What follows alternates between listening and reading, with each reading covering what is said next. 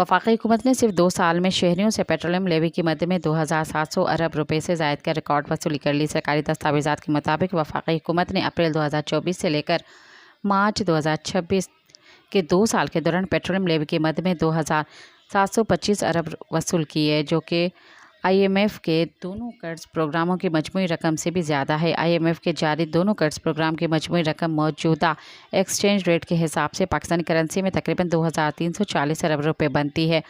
दस्तावेज़ात के मुताबिक रवां माली साल के पहले 9 माह जुलाई 2025 से मार्च 2026 के दौरान 1205 अरब रुपए से ज़ायद की लेवी वसूल की गई, जबकि गुज़िश्ता माली साल 2024 और 25 में वफाकी हुकूमत ने 1220 अरब 21 करोड़ रुपए लेवी वसूली की थी।